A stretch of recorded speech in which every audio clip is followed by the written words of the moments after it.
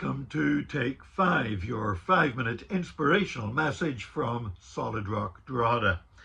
I'm Nick Park, and over the next 5 days, I'm going to be looking each day at an incident in the life of a great preacher of the past, Charles Spurgeon, known as the Prince of Preachers, the man who God used to build a megachurch in London in the 19th century. Somebody whose sermons, printed sermons, used to be sold on the street by newspaper boys. And it has been estimated that if all the pages of his sermons that were ever sold were laid end to end, they would stretch from the earth to the moon and back 6 times. And Spurgeon, as a young man, he was a boy, 15 years old, and he was religious. He went to church, but he had no saving knowledge of Jesus Christ, and certainly no call upon his life to become a preacher.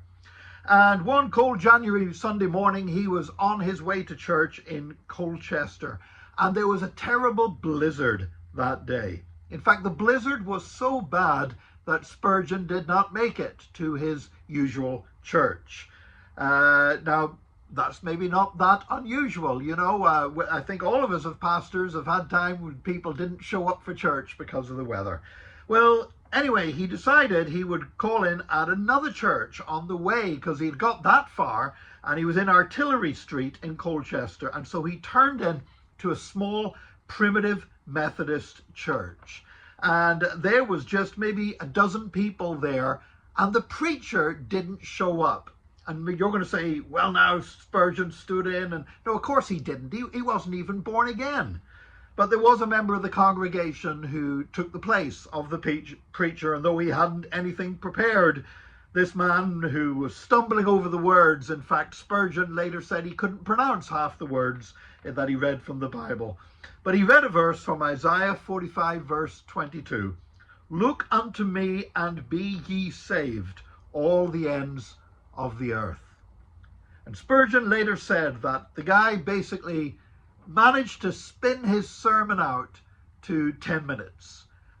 He was stumbling over the words. He seemed often stuck. He didn't know what to say. And after about 10 minutes, it came to an end, and he seemed to be relieved by that, and so did everybody else in the building. But then that man looked at the young Charles Spurgeon and just said, "Young man, you look to be miserable." And Spurgeon was miserable. His life was not in a good place. He was certainly felt he had no reason to be joyous or happy that cold January morning. And the man said, "But if you will look to Christ, do what the text says. Look unto me and be saved, all ye ends of the earth." Look to Christ, and he will deal with your misery. And Spurgeon later testified from that moment, his life was different. He looked to Christ for his salvation. He received Jesus into his heart. He became a believer. He was renewed by faith in Jesus Christ and became a brand new creation. God later called him into preaching, and he became one of the most famous and most powerful preachers that has ever lived. Indeed, as I said before, he is today still known by many people as the Prince of Preachers.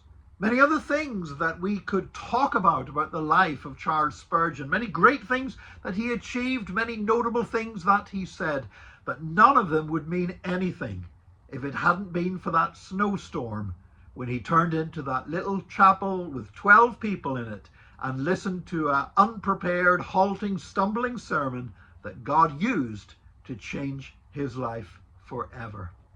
I don't know how you came to Jesus Christ, but all of us need that experience when we know that Jesus came into our life. You may not remember it very well. You may not be able to describe it in detail, but there must have been a moment. If you are truly a child of God, there was a moment before which you did not know Jesus and after which you did know Jesus. I remember that day in my life. Spurgeon remembered it in his life. I pray that each one of you today will have such an experience that you can look back on and say, that is the day when I received Jesus. God bless you today. We'll look at another incident from Charles Spurgeon's life tomorrow in our next Take 5, your 5-minute inspirational message from Solid Rock Drogheda.